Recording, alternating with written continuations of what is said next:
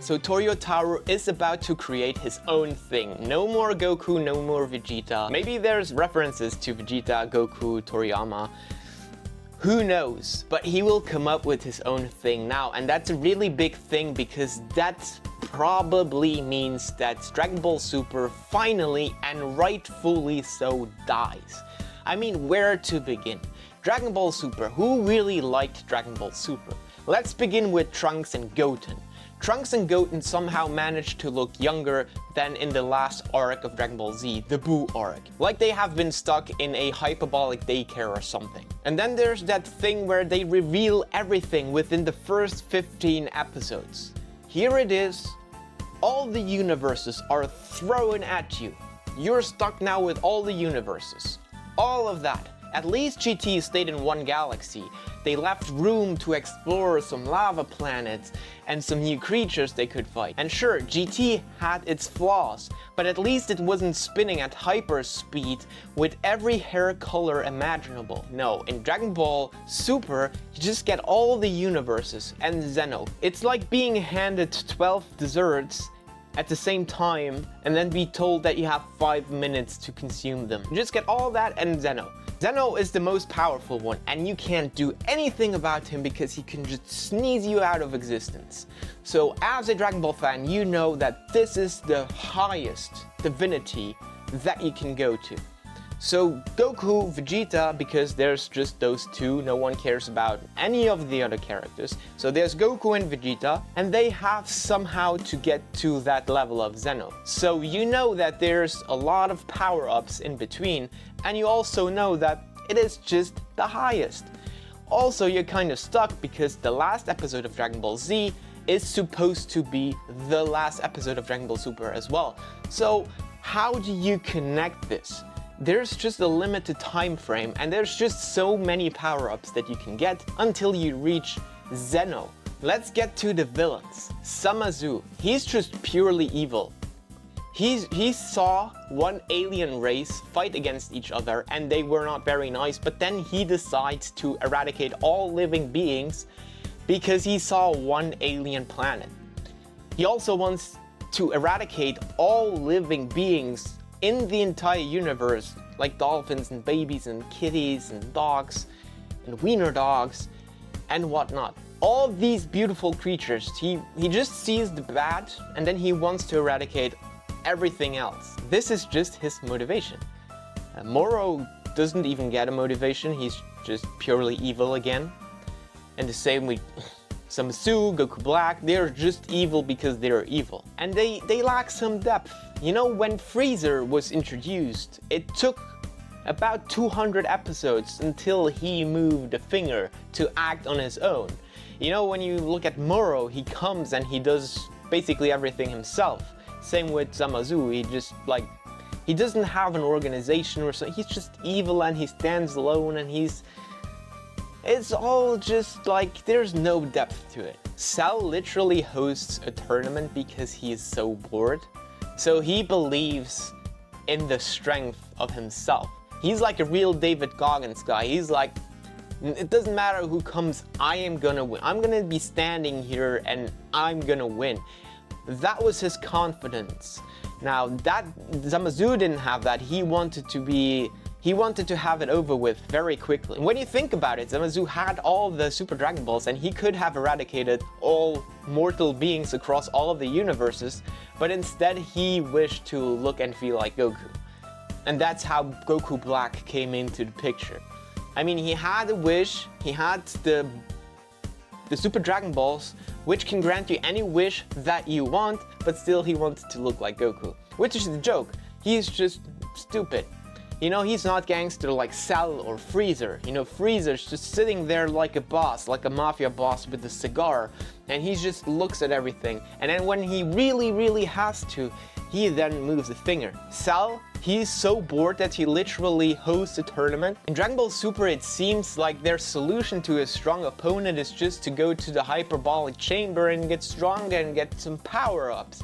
And it's really boring to watch. And constantly they bring up characters from the past. Like that Boo guy, with the Supreme Kai, like the Kais of all Kais, or whatever his name is. It comes with a lot of plot holes. It is boring. It's not very interesting. They literally introduced every universe in one go. No exploration, and no space for storytelling. It was just, here's all the universes, process that. Right, now here's Zeno.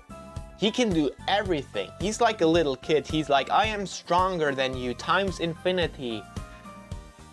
Deal with that, process that. And then now we can go to Vegeta and Goku, and it's about those two characters, because somehow no new characters are introduced that are meaningfully important. And remember how rough, wild, and unhinged the original Dragon Ball was.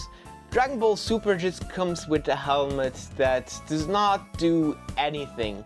The only thing they come up with is new hair color for the new power-ups, so that you can keep track of who's at what stage and whatnot. But the OG Dragon Ball was so wild and unhinged and rough at times. And they didn't care about hurting anyone's feelings while watching Dragon Ball. They just didn't care. It was Toriyama. He just didn't care.